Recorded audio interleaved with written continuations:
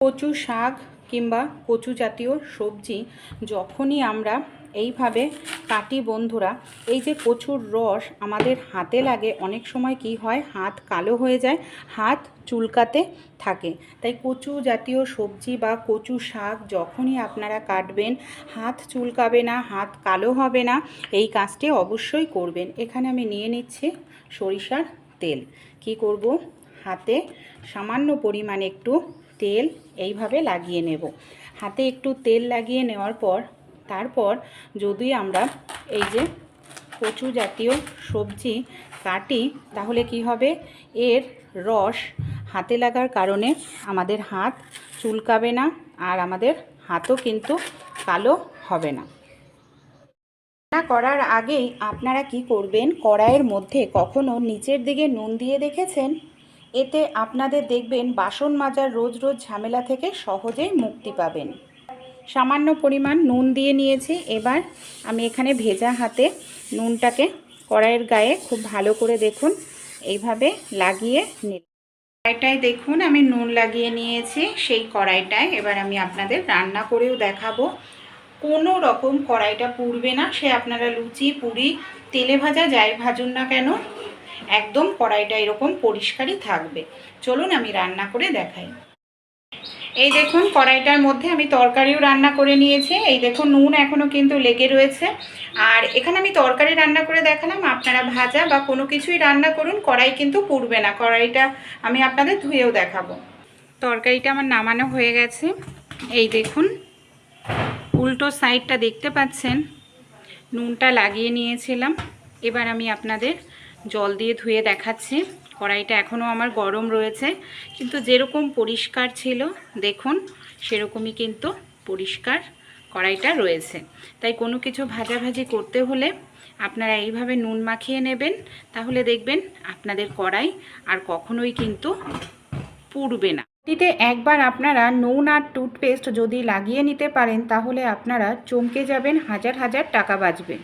বাড়িতে যে বটিগুলো থাকে, আমরা প্রত্যেক দিন সবজি মাছ কেটে থাকি, দেখা যায় এই যে বটিগুলো না, বটিগুলোর মধ্যে জং ধরে যায়, এমনকি বটির ধার চলে যায়। আমরা ধার দিয়ে আনতে গেলে অনেকটা টাকা পয়সায় খরচা হয়। কিভাবে আমরা ঘরোয়া উপায়ে বটির জং দূর করে ধার করিয়ে নিতে পারবো খুব সহজে, একদম নতুনের মতো পরিষ্কার হয়ে যাবে। চলুন দেখে নিই। সবার প্রথমে এখানে আমি নুন নিয়ে নিয়েছি বটির মধ্যে, দেখুন এইভাবে আমি নুনটাকে লাগিয়ে দিলাম। এবার আমি নিয়ে নিয়েছি টুথপেস্ট।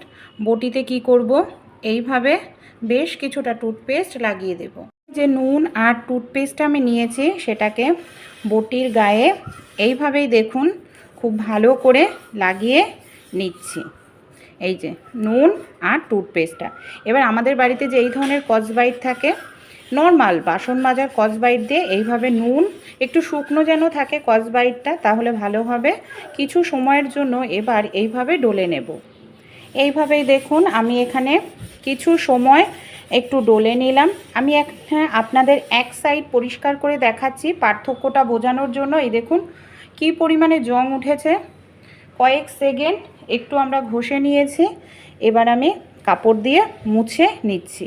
দেখুন যে বটিটা জংয়ের কারণে একেবারে কালো হয়ে গেছিল, সেটা কত সুন্দর পরিষ্কার হলো।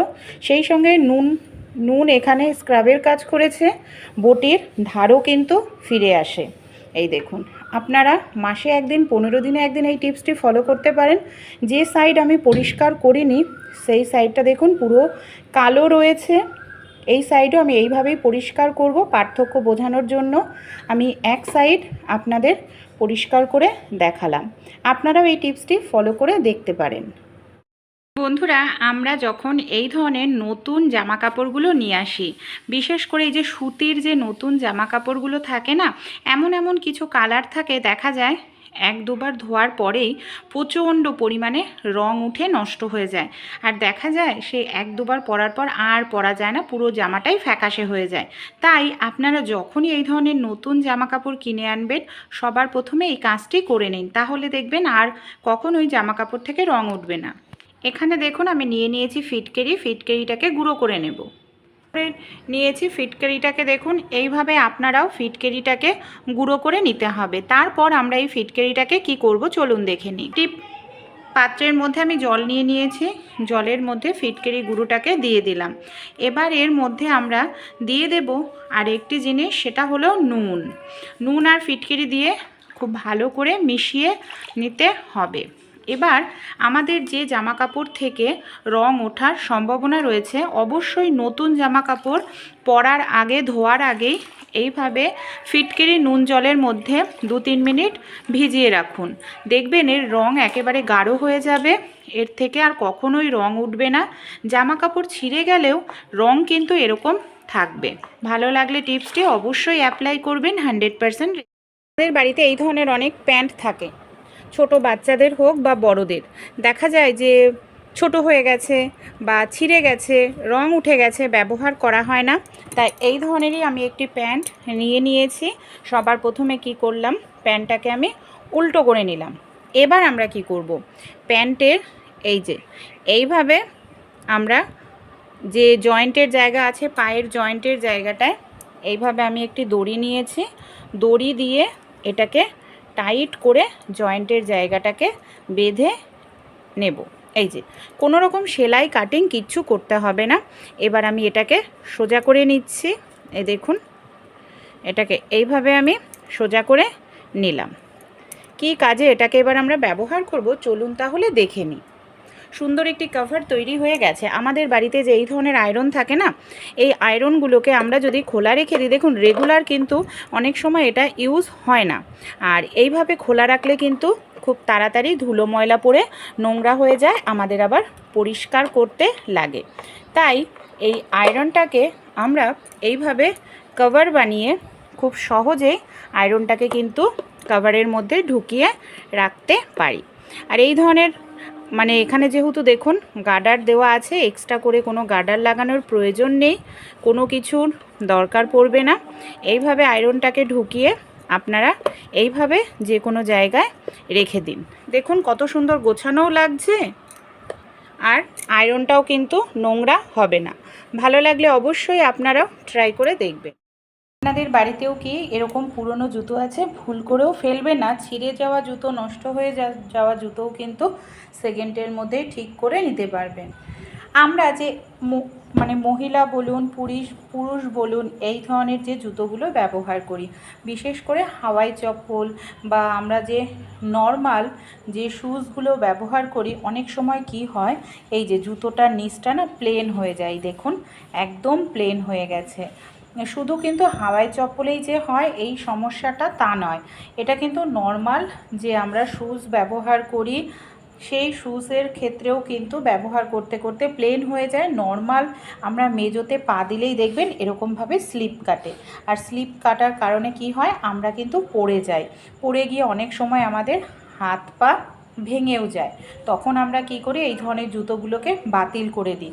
এই জুতোর তলায় ডিজাইন থাকে এই কারণেই, যাতে জুতোটা স্লিপ না কাটে। ব্যবহার করতে করতে হয় এই দেখুন এই সব জায়গাগুলো পুরো প্লেন হয়ে গেছে।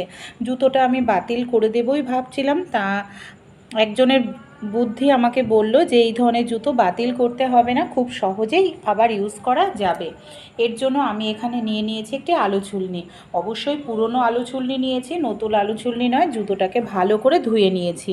কি করব, এই যে দেখুন এইভাবে আমি জুতোর তলার দিকটায় দাগ করে নিচ্ছি। মানে এইভাবে আপনারা জুতোর তলাতে এই দেখুন দাগ হয়ে যাচ্ছে, এইভাবে টেনে দিলেই ডিজাইন মতো তৈরি হয়ে যাবে। তাহলে কি হবে, যে প্লেন জায়গাগুলো ছিল সেটার প্লেন থাকবে না। মানে যখনই জুতোটা পরে হাঁটাচলা করা হবে মেজোতে স্লিপ কাটবে না, আটকে ধরবে, পড়ে যাওয়ার সম্ভাবনা থাকবে না।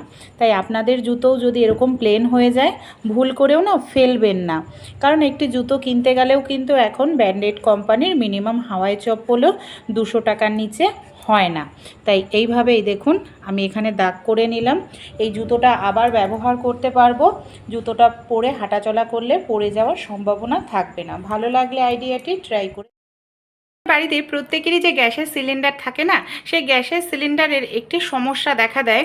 বাড়িতে যদি কেউ বয়স্করা থাকে তাদের জন্যই গ্যাসের সিলিন্ডারের ক্যাপটা খোলা অনেক সময় শক্তি প্রেশারের প্রয়োজন পড়ে। আমরা যারা ইয়ং জেনারেশন তারা তো সহজেই খুলতে পারি, অনেক সময় বয়স্কদের টানাটানি করতে লাগে, দড়ি ধরে টানতে লাগে, শক্তি প্রেশারের কিচ্ছুর প্রয়োজন পড়বে না হাতের কাছে যদি একটি নেল কাটার থাকে। আমাদের কম বেশি প্রত্যেকের বাড়িতেই কিন্তু এই ধরনের নেল কাটার থাকে, যে পুরনো নষ্ট নেল কাটার নিতে হবে তাও নয়, যে কোনো একটি নেল কাটার এখানে আপনারা নিয়ে নেবেন। কি করব চলুন তাহলে দেখে নিই। এই যে গ্যাসের সিলিন্ডারের ক্যাপের মুখটা আছে, এইভাবে আমি আংটাটার মধ্যে নেল কাটারের এই যে ওপরের দিকটা যেটা আছে, এই দেখুন এটাকে আমি এইভাবে ঢুকিয়ে দিলাম। আর এইভাবে ঢুকিয়ে দিলে কি হলো, এই দেখুন এই যে আংটাটা আছে এটা কিন্তু এগিয়ে আসলো, ঢেলা হয়ে গেল। তারপর কোনো রকম শক্তি প্রেশারের কিচ্ছুর প্রয়োজন নেই, দেখুন ঢেলা হয়ে গেছে, সঙ্গে সঙ্গেই খুলে ফেললাম। ভালো লাগলে অবশ্যই আপনারাও এই ছোট্ট টিপসটি ট্রাই করে দেখবেন, খুব সহজেই নেল কাটারের সাহায্যে গ্যাসের সিলিন্ডারের ক্যাপ খুলে ফেলতে পারবেন।